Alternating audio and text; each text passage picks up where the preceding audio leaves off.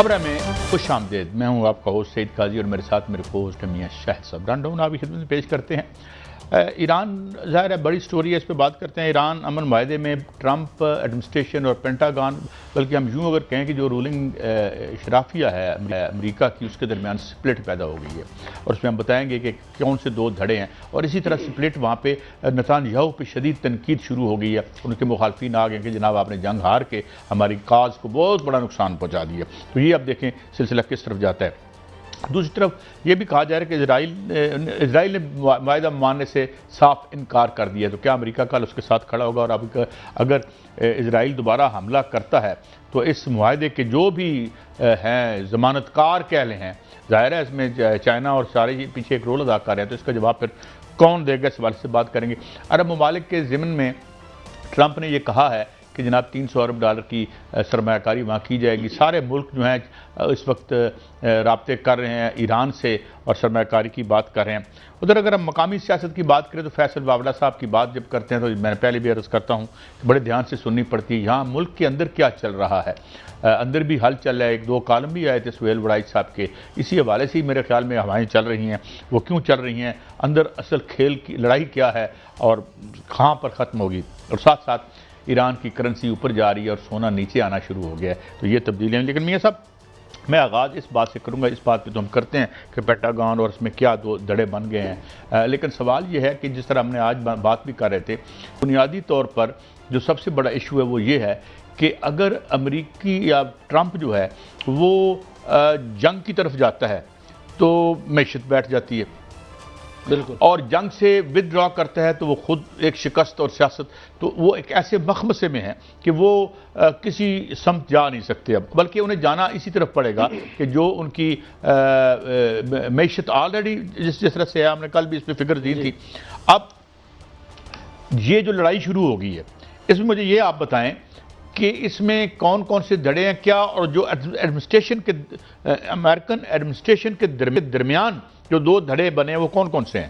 देखिए काजी साहब, जो पेंटागन है वो उसमें कुछ जो लोग हैं वो इख्तलाफ कर रहे हैं इस हवाले से जो अमन मुआहिदा हुआ है। जेडी वेंस, वेटकॉफ और जैरेड कुशनर जो हैं वो इसके हामी हैं कि ये मुआहिदा होना चाहिए, और सदर ट्रंप को वो बिल्कुल इसमें मदद भी कर रहे हैं और बयानात भी दे रहे हैं। लेकिन जो CIA के डायरेक्टर हैं रेडकॉल्फ, के अलावा जो वज़ीर ख़ारजा है मार्गो रूबियो और वज़ीर जंग, उन्होंने इससे इख्तलाफ किया है। उसमें जो CIA के डायरेक्टर हैं उनकी रिपोर्ट को बुनियाद बनाया गया है। उन्होंने उस रिपोर्ट में कहा है कि जो उनको इतलात मिली है कि ईरान जो है वो जौहरी हथियारों पर कंप्रोमाइज़ नहीं करेगा या जौहरी प्रोग्राम पर कंप्रोमाइज़ नहीं करेगा।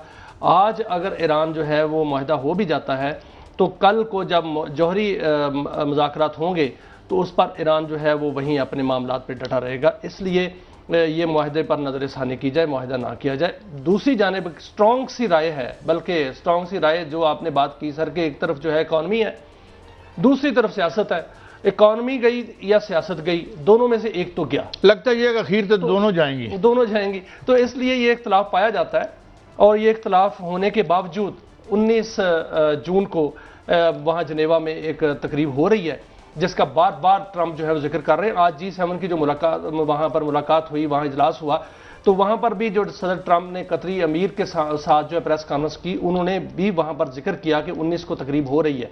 और वहाँ पर उन्होंने पाकिस्तानी सालसी का भी जिक्र किया, कतर की सालसी का भी जिक्र किया। साथ साथ उन्होंने ये भी कहा कि ईरान को जो है वो हम सरमायाकारी का हमारा कोई इरादा नहीं है, लेकिन ईरान के साथ हमारे ताल्लुकात बेहतर होने का इम्कान है। साथ साथ उन्होंने खास तौर पर जो बात की है वो इजराइल के साथ की है कि इजरायली वज़ीर आज़म जो है उसको शुक्रगुजार होना चाहिए, वरना इजराइल जो है वो तो 2 घंटे की मार है। ये बाकायदा उन्होंने कहा है कि इजराइल तो 2 घंटे की मार है। अब ट्रंप को ये सारा पता है काजी साहब कि इजराइल के पास क्या है, इजराइल को अमेरिका क्या देता है, इजराइल को जो है वो उसके पास अपना जो वजूद कैसा है। अब इजराइल की जो 90% जो अवाम है उसकी तो एक बात यह है कि उनका नेशनैलिटी वो डुअल है। वो जैसे ही थोड़ा बहुत इस तरह जंग लगती है तो साइप्रस के रास्ते जो है भाग जाते हैं यूरोप को। दूसरी बात यह है कि इसराइल के पास क्या है। इसराइल के पास आयरन डूम था, वो तबाह कर दिया ईरान ने। इसराइल के पास अमेरिका का दिया हुआ थार्ड था, वो तबाह कर दिया ईरान ने। इसराइल के पास इंटरसेप्टर मिसाइल सिस्टम था, वो ईरान ने तबाह कर दिया। ईरानी मिसाइलों ने उनका जो है वो हर सिस्टम जो है वहां तबाह कर दिया। अब जो अमेरिका के से उनको इमदाद मिलती है, $3 अरब सालाना अस्करी इमदाद मिलती है। अगर अमेरिका वो रोक ले, $16 अरब अमेरिका अब तक दे चुका है 2023 से लेकर अब तक, वो आइंदा से ना दे, या वो असला जो वहां पर मौजूद है वो अमेरिका वापस ले जाए, जो कि एक स्टोरी है बहुत बड़ी, वो मैं आपके सामने और नाज़रीन के सामने रखूंगा, कि तो फिर क्या इसराइल का वजूद रह सकेगा, इसराइल टिक सकेगा? जो कि सदर ट्रंप खुद कहते हैं कि इसराइल 2 घंटे की मार है ईरान के सामने। अगर ईरान के पास एटमी हथियार होते तो इसराइल सिर्फ 2 घंटे नहीं टिक सकता था। लेकिन अगर इसराइल के पास एटमी हथियार नहीं भी हैं, तो सर आपको याद होगा जून 2025 में क्या हुआ था। 12 दिन की जंग हुई थी। 12 दिन की जंग के बाद इसराइल ने हाथ खड़े कर लिए थे और अमेरिका को मुदाखलत करनी पड़ी थी। अब 28 फरवरी को जो जंग हुई, उसमें अमेरिका ने बाकायदा तौर पर एक शील्ड नहीं, सिर्फ बाकायदा हमले किए, 18,000 हमले किए ईरान पे। लेकिन ईरानी मिसाइलों ने जिस तरह इसराइल पर कहर डाया है, तो क्या इसराइल जो है सर्वाइव कर पाएगा? नहीं, इसराइल तो अमेरिका के बगैर 1-2 दिन सर्वाइव नहीं कर सकता। और दूसरी बात यह है कि इस वक्त जो खबरें ये हैं कि वो खबर तो हम बाद में लेंगे, मगर सवाल ये है कि शुरू में तो ठीक है, उनकी जो है एक तो they have run out of all there, वो जो डिफेंस सिस्टम था जिससे वो इंटरसेप्ट करते थे, वो तो है नहीं। दूसरी बात यह है कि इस अरसे में ये कहा है, और ये बहुत से मिलिट्री एनालिस्ट कह रहे हैं कि बहुत ज़्यादा ईरान ने अपनी कैपेबिलिटी बढ़ाई है। अभी कुछ ज़्यादा मालूम भी नहीं है कि उसके पास किस किस्म के मिसाइल मौजूद हैं और उनकी कैपेबिलिटी क्या है, और उसकी कैपेबिलिटी क्या, और सेकेंडली जो है वो वहाँ पे उनको रोकने का कोई इंतज़ाम नहीं रहा। हालांकि वहाँ खौफनाक सेंसर है, वो बताते नहीं अंदर क्या हुआ और क्या नहीं हुआ। लिहाजा मुझे ये लगता है कि ये पूरे खित्ते की सियासत बदल गई है। देखें, इससे बड़ी कोई बात नहीं है। देख, अंदर लड़ाई तो होगी, अंदर लड़ाइयां रहती हैं, कब रूलिंग का लीड पे मुख्तलिफ पावर ग्रुप एक दूसरे से लड़ते रहते हैं। 300 अरब रुपए का टीका लगना है आप ईरान को, और आज से ही उसकी करेंसी ऊपर, वो बाद में हम स्टोरी करेंगे। और सेकंडली, ईरान के अंदर जितने वसाइल हैं, वो अगर वो उसको ओपनली मार्केट में बेचता है, तो ईरान तो वही बन जाएगा जो कभी, खैर शाह ईरान का तो हम ज़्यादा कोई मिसाली ज़माना नहीं कहते, बहुत ज़्यादा सावक और इस किस्म का बड़ा जबर था। लेकिन ये कि ईरान एक ना सिर्फ फौजी ताकत के तौर पे बल्कि एक माशी ताकत के तौर पर, देखें अकेली फौजी ताकत कुछ नहीं होती, माशी ताकत ना हो तो वो साथ उसकी माशी ताकत भी वापस आ रही है। $3 बिलियन ऑलरेडी उसको यूएई दे चुका है। ये कहा जा रहा है कि कतर और ये तमाम मुल्क, अमान उसके साथ जा चुका है, ऐलान कर चुका है। सऊदी अरब भी उससे अब पीसफुल को एग्जिस्टेंस की पॉलिसी रखना चाहता है। उसका हमारा कवर उधर मौजूद है, हमने दिया भी है, ज़ाहिर है मुकद्दस मकामात भी हैं और हमारा देना भी चाहिए। तो मेरे ख्याल में ये पूरी शक्ल बदल रही है मिडिल ईस्ट की। और साथ खास तौर पर मैं जो आपसे स्टोरी बाद में पूछूंगा कि जिस तरीके से अपना मिलिट्री हार्डवेयर अमेरिका विदड्रा कर रहा है और खास इजराइल से भी वापस लेके जा रहा है, तो मेरे ख्याल में उनकी बस हो गई है। काजी साहब, ये बहुत बड़ी स्टोरी है, क्योंकि अब जंग होने के बाद जो है वहां से जितना असला अमेरिका लेके आया था वो वापस लेके जा रहा है। एक तो पूरी तफसील है मेरे पास कि कहां कहां उनका क्या क्या असला था और वहां से कौन कौन सा असला वापस जा रहा है। कुवैत में जो F-15 उनके थे, जितने भी तैयारे वहां पर उन्होंने पार्क किए हुए थे, और F-35 वो सारे वापस जा रहे हैं जो लेके आए थे 28 फरवरी से पहले। जो इसराइल है वहां से 75 तैयारे बेन गोरियन एयरपोर्ट से वापस जा रहे हैं। इसके अलावा उर्दन में जो उनके तैयारे आए थे, जिसमें 3 तरह के तैयारे थे। एक तो उर्दन पे तैयारे थे, उनके पास F-15 थे, F-18 थे, उसमें ड्रोन्स थे, HQ-9 ड्रोन्स थे। इसके अलावा वहाँ पर उनका जो एयर फ्यूलिंग के लिए तैयारी जो लाए थे वो, और जासूसी के लिए तैयारे लाए थे, वो सारे के सारे वापस जा रहे हैं। जो बहरीन के अड्डे पर उनके तैयारे थे या उनका साजो सामान था वो भी वापस जा रहा है। कतर में कुछ अल-अदीद एयरपोर्ट पर था, एयरबेस पर, वहां से भी वापस जा रहा है। उनका जेराल्ड फोर्ड जो है वापस जा रहा है। उनका अब्राहम लंकन जो है वापस जा रहा है, जो बहरी बेड़े थे। और जॉर्ज बुश W जो उनका बहरी बेड़ा था वो भी वापस जा रहा है। अमेरिका यहां से जो साजो सामान जंगी लेके आया था वो लेके वापस जा रहा है, क्योंकि अमेरिका इस जंग से निकल रहा है। अब इसराइल रह गया। इसराइल अगर शरारत करता है, लेबनान में नहीं रुकता, तो फिर इसराइल को कौन कौन निपटेगा, मैं ये बताता हूं। क्योंकि इस मुआहदे में इराकची कह चुके हैं बाकायदा तौर पर कि इस मुआहदे में लेबनान शामिल है। अगर लेबनान पर हमला होता भी शामिल है, जी, गजा भी शामिल है। अगर लबनान पर हमला नहीं रुकता, बैरूत पर हमला होता है, भी शामिल है, बिल्कुल शामिल है। अगर उन पर हमला होता है तो ईरान जो है भरपूर जवाब देगा। देखिए सर, ईरान के पास जो खैबर शिकन मिसाइल हैं, उनके पास अमाद मिसाइल हैं, उनके पास सिज्जीन मिसाइल हैं, उनके पास जो है वो कशम नाम के मिसाइल हैं। ये सारे मिसाइल जो हैं ये आम मिसाइल नहीं है, ये ठोस ईंधन वाले मिसाइल हैं, ये दूर मार करने वाले मिसाइल हैं, और ये आवाज से कई गुना तेज मिसाइल हैं, और बाकायदा हाइपरसोनिक और सुपरसोनिक मिसाइल हैं। ये उनके साथ जो हमला दोबारा होगा, क्योंकि अमेरिका बार बार वहां से इजराइल को बचाने नहीं आएगा। अमेरिका का बी बम्बार त्यारा जो है वो आज तबाह हुआ है, वो भी जहां पार्क था वहां पर बरतानवी एयरपोर्ट पर या बरतानवी एयरबेस पर, वो भी वापस जा रहे हैं, बाकी त्यारे भी। तो अमेरिका जो है वो तो निकल रहा है। इसराइल अगर आगे बढ़ता है तो इसराइल को बहुत मुंह की खानी पड़ेगी ज्यादा, क्योंकि इसराइल के साथ जो है वो ईरान और उसके बाद जो ग्रंटर होंगे, क्या वो खामोश रहेंगे? क्या चीन खामोश रहेगा? क्या रूस खामोश रहेगा? क्योंकि ग्रंटर तो वही है। तो फिर इसलिए इजराइल ने अगर हमला किया ना काई साहब, तो इजराइल का वजूद नहीं रहेगा। जो ट्रंप उसको कह चुका है कि इजराइल 2 घंटे तक जो है वो टिक नहीं सकता। उन्होंने ये भी कहा है कि जो नेतान्याहू हैं वो उनके दोस्त हैं, लेकिन वो उनकी उम्मीद है बात मानेंगे, अगर नहीं मानेंगे तो फिर उनको उसके नताइज भी भुगतने पड़ेंगे। देखिए, अब ये एक मकाफात अमल है। थोड़ा मैं आपको तारीख के पस मंजर में एक बात बताना चाहता हूँ। इसराइल का क्याम जैसे हुआ, उसमें बरतानवी साम्राज्य का बड़ा हाथ था। बाद में जब कोल्ड वार शुरू हुई तो यहाँ पे बास पार्टी जो थी, अब्बास पार्टी थी, उसकी शाम में हुकूमत थी, उसमें इराक में भी थी, ये उसी की आगे एक्सटेंशन था ये अपना जो सद्दाम हुसैन भी था। तो अमेरिका ने इजराइल को इस्तेमाल करके जो अरब इजराइल जंग थी वहाँ से इन बास पार्टी और रशिया जो सोवियत यूनियन का इन्फ्लुएंस था वो कम किया। अब मियाँ साहब ये अब जगह खाली हो रही है जी, अब यहाँ पे खला पैदा हो रहा है, और ये अब अमेरिका के साथ वही खेल दोहराया जा रहा है जो सोवियत यूनियन के साथ अमेरिका ने किया था। अब इस जगह पे इन्फ्लुएंस चाइना का आएगा, रशिया का आएगा। पाकिस्तान के पास बहुत बड़ी अपॉर्चुनिटी है, अगर उसको एक्सप्लॉइट करने वाले हम यहाँ मौजूद हुए, और हम तो यहाँ तो और अभी आएंगे अपने पाकिस्तान के हवाले से जो हमारे हालात हैं। मगर ये कि अब हम देखते हैं कि ये पूरा रीजन बदलेगा। इस रीजन के बदलने के बाद जो सब अमेरिका ने जो विदड्रॉ किया है, वो चाहता है कि हर सूरत में पेट्रो डॉलर है वो बच जाए, और पेट्रो डॉलर अगर नहीं बचता तो अमेरिका पहली दफा तारीख में एक ऐसी माशी मकाम पे पहुंच चुका है कि जहां पर अमेरिका की माशी एग्जिस्टेंस की कोई अंदरूनी वजह नहीं है, बैरूनी वजह है। बिल्कुल ऐसे, क्योंकि जब मैं तेल खरीदूंगा जाकर तो मैं डॉलर में खरीदूंगा, और रिजर्व करेंसी वो रहेगी, वो उसकी मैशत और उसका कर्जा चल रहा है। ये जो लल्ले तलल्ले उसकी रूलिंग क्लास कारी है ना, ट्रिलियनेयर बन रहा है एलन मस्क, और ये वो ऊपर जो माशी उदम मचा रखा है जो अमेरिकी अवाम के खिलाफ उनकी रूलिंग एलीट है, ये लल्ले तलल्ले चल नहीं सकते। बिल्कुल मैंने खबर दी थी, अगर मैं फिर खबर आपको, लेकिन इसमें थोड़ा बहुत ऊपर नीचे हो सकते हैं। ट्रंप ने जो ऊपर टैक्स की छूट दी है वो कुछ 3-3.5 ट्रिलियन डॉलर की है। वो फायदा उसने एलन मस्क को पहुंचाया है, वो जो जितने उनके ऊपर वारन बफेट को कह लें, उसके बाद वो क्या था बिल गेट्स को कह लें, उस तबके को 3-3.5 ट्रिलियन डॉलर की, यानी 3.5 ट्रिलियन डॉलर की आपने टैक्स की छूट दी है।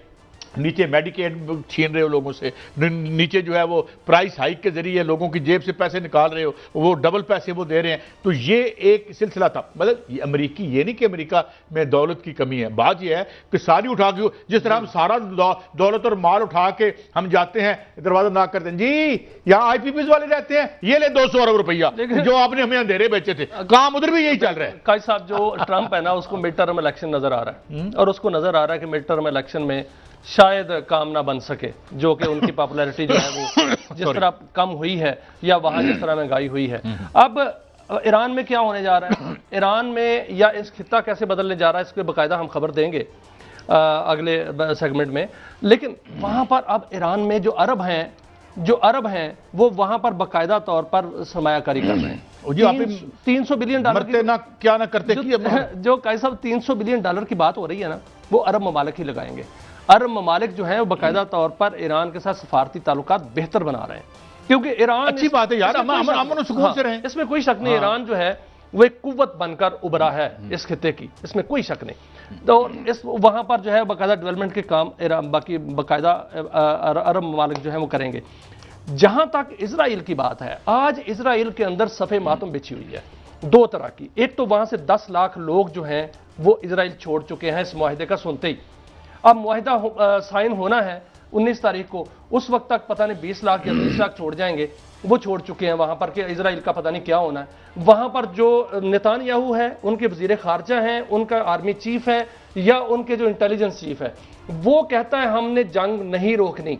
वहां जो उनकी अपोजिशन है वो बाकायदा कह रही है कि हमारा सियासी मौत भी हो गई है और हम अस्करी तौर पर भी बाकायदा शिकस्त हो गई है हमें। अब मामला यह है सर कि अगर वहां पर जंग नहीं रुकती, ये सारी दो लोग हैं, एक गोदी मीडिया, एक इजराइल मीडिया, ये दोनों वाबेला कर रहे हैं और दोनों जो हैं वो कह रहे हैं कि ये मुआहदा ना हो। मुआहदा तो हो चुका, अब उस पर साइन भी होने हैं।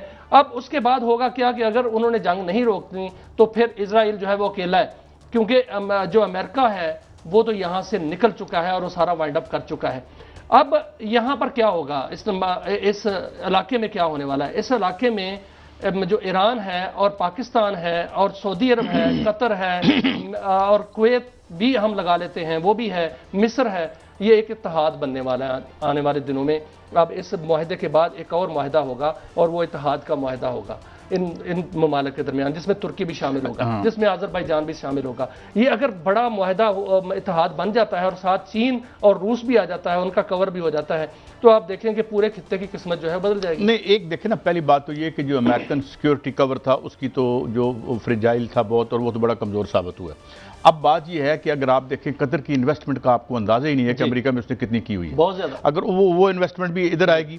इसके अलावा $12 बिलियन की बात कह रहे हैं कि कुवैत भी टेसिटली ये खबरें आ रही हैं कि वो $12 बिलियन वहाँ इन्वेस्ट कर रहा है। बिल्कुल। तो $24 बिलियन जो है वो उसको जो फ्रीज किए हुए हैं वो भी इधर आने हैं। और दूसरी बात ये कि और अभी ये भी तय नहीं हुआ कि जनाब अपना हरमूज में से जो टोल टैक्स है उस पर अभी ईरान पीछे नहीं हटा। बिल्कुल नहीं हटा। तो मैं समझता हूँ कि इसमें बहुत बड़े कुर्बानियां तो बहुत थी। मैं जो वो बच्चियां याद आ जाती है स्कूल की, मनाब स्कूल की, वो उनका तो कोई यानी कोई हम सेलिब्रेट करने वाली तो कोई क्या हो सकता है इसमें। लेकिन एक बात है कि वो ये शायद उन्हीं की वजह से था कि इतने बड़े एक इस्तेमार को शिकस्त होती है और दो बड़ी सबसे बड़ी ताकतें देखें दिनों में। अगर आप 28 फरवरी से पहले जाएं तो अमेरिका बड़ा बहुत, इजराइल बहुत, और आज वो सारा चंद दिनों में, चंद कितने दिन लगे, महीना लगा, कितना लगा, उसमें सारा अप्रैल के बाद अब तक। ब्रेक एक लेनी है मियां साहब, और ब्रेक के बाद बहुत सी खबरें हैं। हम आज लोकल स्टोरी भी करेंगे। फैसल वावड़ा साहब की बड़ी सख्त लैंग्वेज थी, क्या मामला है, कश्मीर की बात करेंगे। वहाँ 5 जो लोग हैं वो उन्होंने वो पार्टी ज्वाइन कर ली है, पीपल्स पार्टी सरतपा एहतजाज, और उसे आज फार्म 47 याद आ गया। तो कैसे ये भी देखते हैं कि ये क्या दिन है और ये कैसे रिवर्सल्स हो रही हैं चीज़ों। एक ब्रेक के बाद हाजिर होते हैं।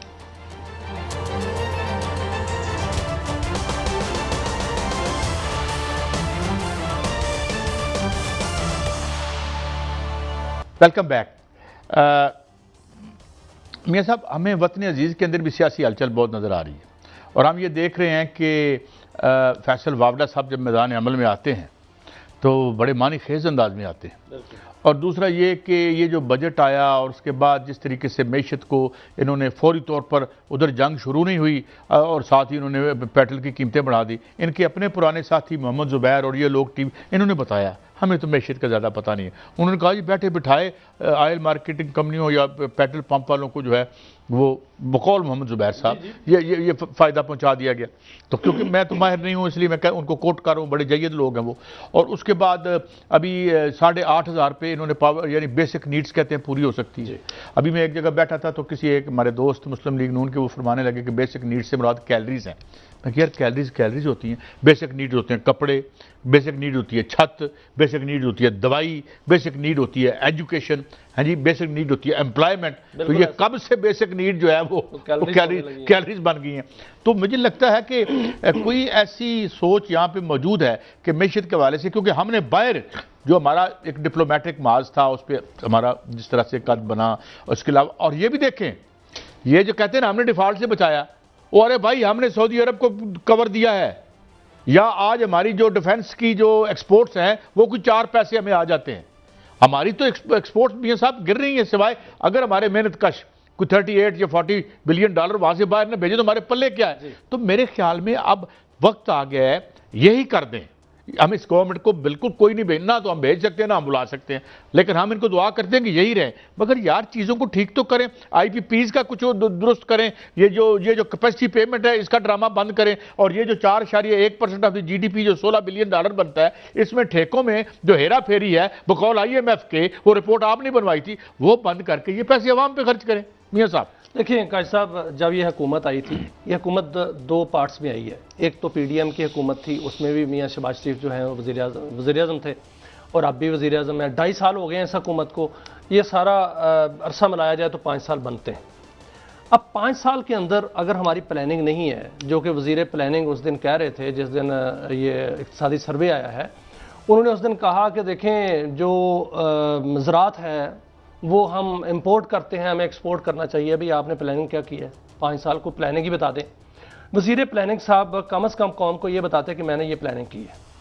उन्होंने कोई प्लानिंग, एक विजन देते होते हैं, विजन 526, 929, वो 10 साल एंड डिजास्टर 2026 जिहदे मैं बैठे हैं। जी सर, वो 20 साल विजन होता है, 30 साल होता है, लेकिन उस बाद में कहते हैं पूरा नहीं हुआ इसलिए कि हमें काम नहीं करने दिया गया। अच्छा, असल में किसने हाथ रोक लिया? सब IPPs ने हाथ रोक लिया, IPPs के ठेकों ने हाथ रोक लिया, क्या जुल्म किया उन पे? असल में कैसा प्लानिंग होती नहीं है। अच्छा, प्लानिंग हो तो उस पर काम भी होता है। आप फैसल वाडा साहब की बात कर लेते हैं। फैसल वाडा साहब जब इस्लामाबाद में आते हैं ना, तो कुछ ना कुछ होता है, और जो वो बात करते हैं उनकी बात बड़ी गहरी होती है। आज उन्होंने कई इशारे किए हैं। एक तो उन्होंने बताया कि जो 150 अरब रुपया उन्होंने बचाया पाकिस्तान का, 50 शायद एकड़ ज़मीन जो है, 55 अरब रुपए की ज़मीनें जो है वापस दिलवाई। दूसरा उन्होंने ये बात की है कि एक स्कैंडल आने वाला है बहुत बड़ा, और वो स्कैंडल वो बेनकाब करेंगे। वो कहते हैं कि हुकूमत और ब्यूरोक्रेसी का स्कैंडल है, और इस पर 8 में से जो हैं वो कह रहे हैं कि 8 गलतियां हो चुकी हैं, 2 गलतियां रहती हैं। अब 2 गलतियां होगी तो वो स्कैंडल बाहर ले आएंगे। अब वो इतना बड़ा स्कैंडल, वो कह रहे हैं कि अरबों रुपए का स्कैंडल है। अच्छा, अरबों रुपए का स्कैंडल है। और जो स्कैंडल्स की बात करते हैं जब फैसल वाडा साहब, तो इसका मतलब होता है कि कुछ आगे बहुत सा होने वाला है। तो लग यही रहा है कि जो जुलाई है, ये जो मुआहदा है, ये जून में 19 को इंशाल्लाह हो जाएगा। उसके बाद जुलाई से इम्तहान तो सर शुरू होना है, क्योंकि जुलाई से बजट इम्प्लीमेंट हो जाना है, और उसके बाद ये तीसरा बजट है इस हुकूमत का। और तीसरा बजट जब आता है तो पता क्या होता है सर? वो ये होता है कि हमने पहले बजट में प्लानिंग की, दूसरे में इम्प्लीमेंटेशन की, तीसरे में रिलीफ दिया, और हम इस वक्त भी ये कह रहे हैं कि हम प्लानिंग कर रहे हैं। इसलिए ना तो हम मैशत को बेहतर कर सकें, वो भी एहतसाब होगा। दूसरा जो फैसल वाडा साहब जिसकी तरफ इशारा कर रहे हैं, इस तरह के स्कैंडल्स आए तो नाम नहीं लेते, हमें अंदाजा तो है वो किसकी बात कर रहे हैं, जाहिर है।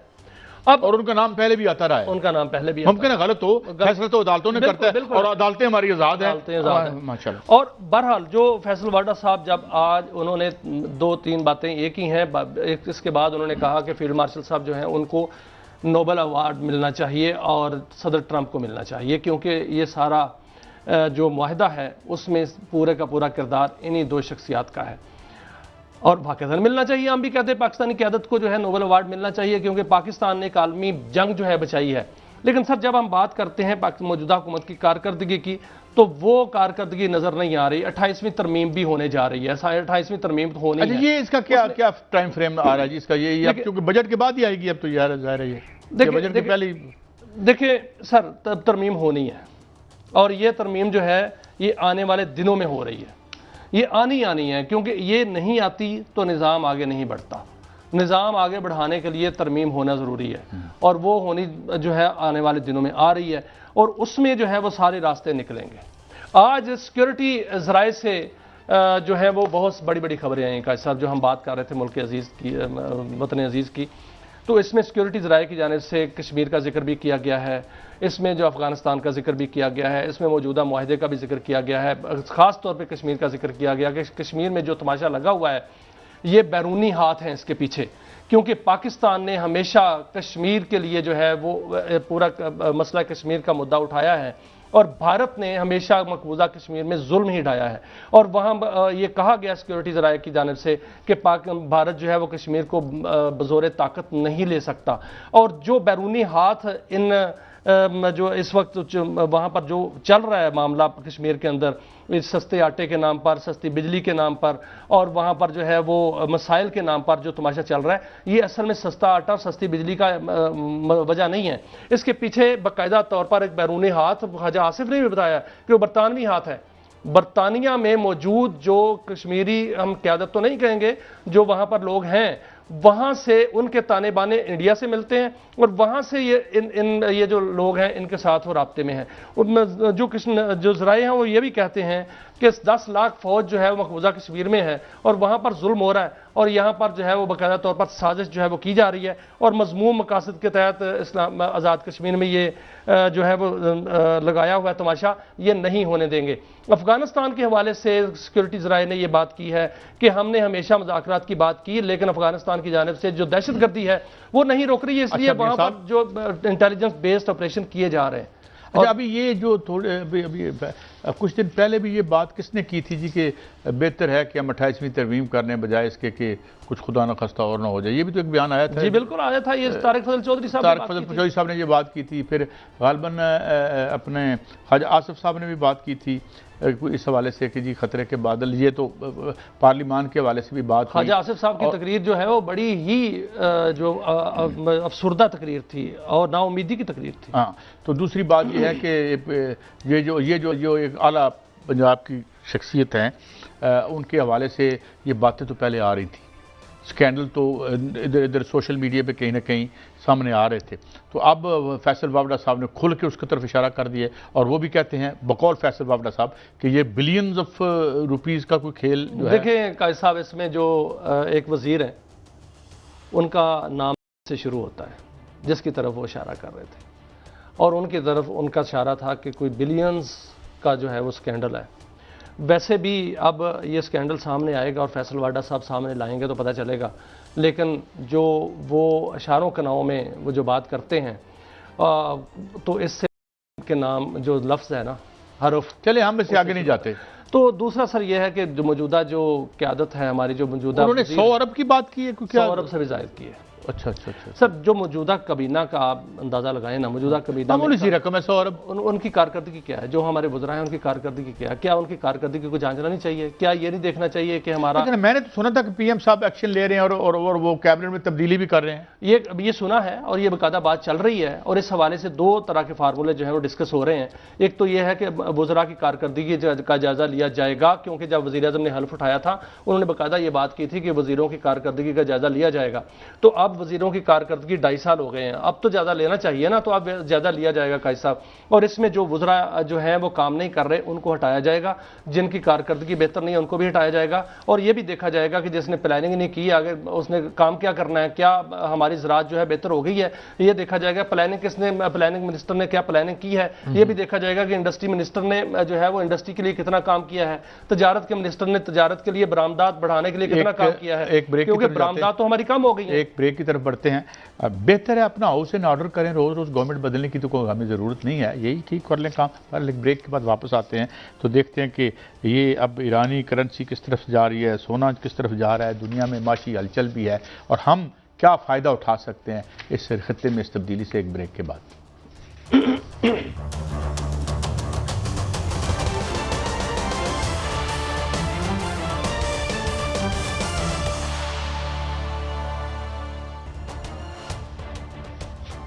Welcome back.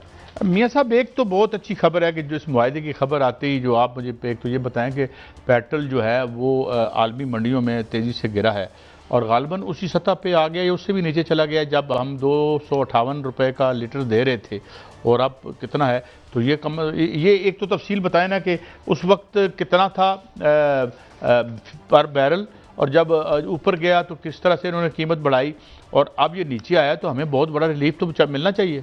बिल्कुल कायद साहब, जब 27 फरवरी 2026 की मैं बात करता हूं तो उस वक्त जो कीमत थी आलमी सतह पर उस पर तो नहीं आई अभी, लेकिन उसमें 1-2 दिन में आ जाएगी, लेकिन उसके बिल्कुल करीब आ गई है। उस वक्त जो पेट्रोलियम मखाम तेल की कीमत थी ब्रंट ऑयल मार्केट में $72 फी बैरल थी और WTI में $67 फी बैरल थी। आज जो है वो $79 फी बैरल जो है वो हो गई है ब्रंट में और जो WTI है वो $77 फी बैरल में आज ट्रेड हो रही है। तो जो इस दौरान जो तेल की कीमत है खाम तेल की आलमी मार्केट में वो $126 तक गई थी ब्रंट में और $117 तक गई थी WTI में। अब उसमें जो कमी आई है इतनी बड़ी, तो इसका रिलीफ पाकिस्तान में भी मिलना है। और इस हवाले से ये बताया जा रहा है कि जो जुमे वाले दिन, जिस दिन ये मुआहदा साइन होगा, उस दिन तक तो हो सकता है कि काफ़ी कीमत कम हो जाए, नीचे आ जाएगी। लेकिन ये कहा जा रहा है, ज़राए से ये बात आ रही है कि जो समरी जा रही है वो ₹100 की जा रही है कि ₹100 फी लीटर कम किया जाए। यानी इस वक्त अगर 300 कितने का है, अब 77 का है, तो ये 270 का हो जाएगा। 258 था जब 27 फरवरी 2026 को जब जंग लगी थी, 258 का था। हाँ, ठीक है। लेकिन ये मसला ये है कि 1 जनवरी तक, जुलाई तक जो है ये पेट्रोल मसनूआत की कीमतों में कमी आनी है बहुत ज़्यादा, और उसी सतह पर आनी है जो कि 28 फरवरी की थी, यानी ₹258 फी लीटर। लेकिन फैसला साथ से ये भी हुआ है कि जैसे ये मुआहदा होता है तो उसके बाद ईरान के साथ हमारी ट्रेड जो है वो शुरू होगी, और गैस और ऑयल पर भी इसमें जो है वो बहुत बड़ा आगे जाकर जो है ट्रेड होने वाली है। तो ₹200 फी लीटर तक जो है वो पेट्रोल की कीमत मुकर्रर किए जाने का बहुत बड़ा रिलीफ है, बहुत बड़ा रिलीफ है सर, ये होने जा रहा है। लेकिन सर सोने को क्या हुआ है? सोना जो है उसकी कीमत जो है अब तो आज की जो कीमत है वो है ₹4,55,136 फी तोला। इसके हवाले से ये बताया जा रहा है कि सोने की कीमत अगले आने वाले दिनों में बड़ी तेज़ी से गिरेगी। और माहिरीन से आज मेरी बात हो रही थी मुख्तलिफ, उन्होंने कहा कि ₹2 लाख तक फी तोला जो है वो सोना आएगा। उसकी वजह मैंने पूछी कि वजह क्या है, तो उन्होंने बताया कि उससे पहले, जब जंग से पहले भी जब इसके असरात नज़र आ रहे थे और सारा हो रहा था ये मुज़ाकरात वगैरह, तो भारत ने बड़ी मिकदार में सोना खरीदा था, चाइना ने बड़ी मिकदार में सोना खरीदा था, और यूएई की जो मार्केट है उसमें सोना जो है बहुत ज़्यादा खरीदा गया था। जब जंग लगी तो मार्केट बैठ गई और सोना जो है वो महंगा होता गया और बैठ गया। उस वक्त भी महंगा नहीं हुआ, लेकिन महंगा उससे पहले बहुत ज़्यादा हुआ था, चंद दिन पहले भी सोना महंगा हुआ है। अब ये है कि जैसे ही अमन मुआहदा हो गया है, रीजनल करेंसियाँ जो हैं वो सामने आ गई हैं और आ रही हैं। जो मुतबादल करेंसी के तौर पर सोना खरीदा जा रहा था, अब उस पर इन्हिसार कम होता जा रहा है। सोना मार्केट में आएगा और सोने की कीमत जो है वो कम होगी। एक बड़ी जो खबर सामने आ रही है वो ईरानी करेंसी की जानिब से है। जो रियाल है कायद साहब, उसकी कदर बड़ी तेज़ी से बढ़ रही है। ₹1500 फी रियाल जो है उसकी कीमत जो है वो बढ़ी है, क्योंकि परसों ऐलान हुआ है पहले दिन 25 अरब रुपए का जो है वो रियाल खरीदा गया। इसकी जो खरीद 25 अरब रुपए की, और अभी ये बताया जा रहा है कि जो 1 करोड़ रियाल है वो 4000 का हो गया, 4000 रुपए का।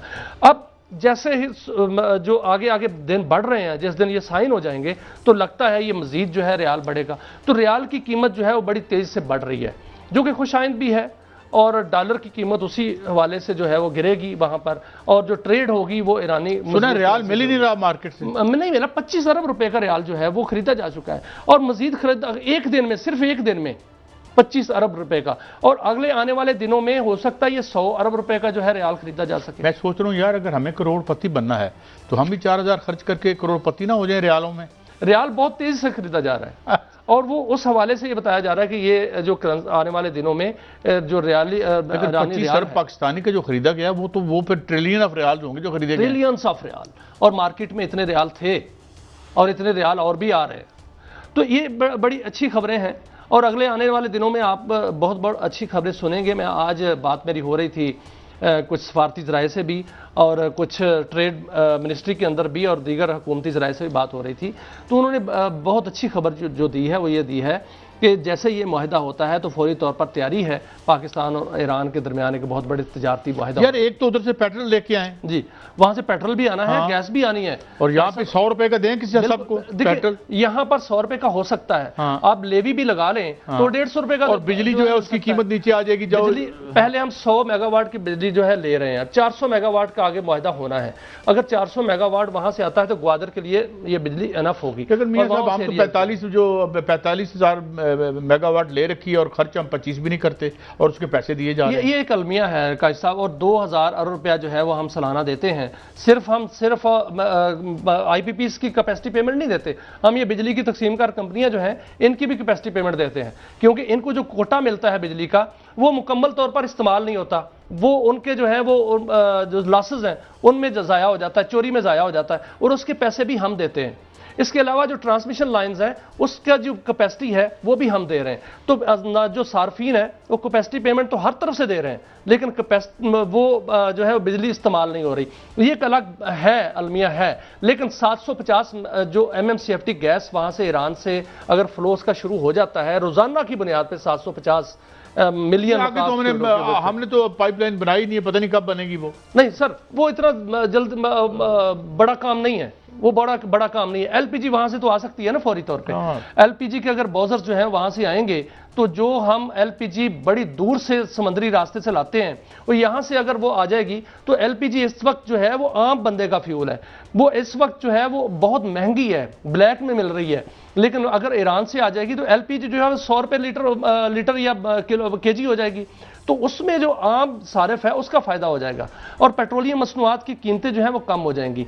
इसके अलावा जो हमारी तिजारत है और $10 अरब का हमारा टारगेट था उसको बढ़ाकर जो है $100 अरब तक ले जाने का इम्कान है और ये टारगेट सेट किया जाएगा अगले आने वाले दिनों में। ईरान से जो चीज़ें पाकिस्तान में आनी है और पाकिस्तान से ईरान में जानी है, बार्टर ट्रेड होगी फौरी तौर पे, लेकिन साथ चौबहार, बंदर अब्बास और ग्वादर, ये एक लड़ी है पूरी जो कि चेन बनेगी और वो सारी दुनिया के साथ आगे जाके यूरोप के साथ मिलेगी। तो फिर ये पूरा का पूरा जो CPEC 2 जिसको कहा जाता है कि ये गेम चेंजर है और दुनिया का सबसे बड़ा मंसूबा है, वो इसीलिए उसको कहा जाता है कि इसी से जो चाइना है, पाकिस्तान है, आगे ईरान है, आगे सेंट्रल एशियाई रियासतें हैं, रशिया है, तुर्की है, अजरबैजान है, पूरा यूरोप है, वो सारे का सारा ये पूरा ब्लॉक बनने जा रहा है, तिजारती ब्लॉक। साथ मिडिल ईस्ट मिलेगा, तो हब जो है वो पाकिस्तान होगा, क्योंकि पाकिस्तान की जोग्राफी सूरत हाल जो है या जो जोग्राफियाई लोकेशन है वो ऐसी है। हमारे प्लानिंग वाले कहते हैं यार इनके हाथ फिर ना IPPs पकड़ लें, मुझे तो डर लगता है। लेकिन ये है कि बड़ी खबरें ये हैं, एक तो हम नाज़रीन से ये कहना चाहते हैं कि केयरफुली ख़रीदें आप जो ईरानी जो करेंसी है। ये जो है अभी है तो ये सट ही कि चलें, कुछ लोगों को उम्मीद है कि यार ये करोड़ रुपया 4000 में हमें वो हमें बहुत पैसे बन जाएंगे, मगर ये अभी रिवर्सल ऑफ फॉर्चून और अभी बहुत कुछ अनफोल्ड करना है। और जैसे हमने आपको बताया कि अभी अमेरिकन रूलिंग क्लास में लड़ाई छिड़ चुकी है, बड़े अनसर्टन ज़माने हैं, अनचार्टेड वाटर्स में है दुनिया। बहरहाल अच्छी खबर यही है कि वो ईरान की फतह है और अच्छी खबर ये है कि we have an economic opportunity, but is there anybody around to bell the cat या इसको एक्सप्लॉइट कर सके पाकिस्तान के मफाद में। इसी पे आज का प्रोग्राम ख़त्म करते हैं, कल मिलेंगे। अल्लाह हाफिज़।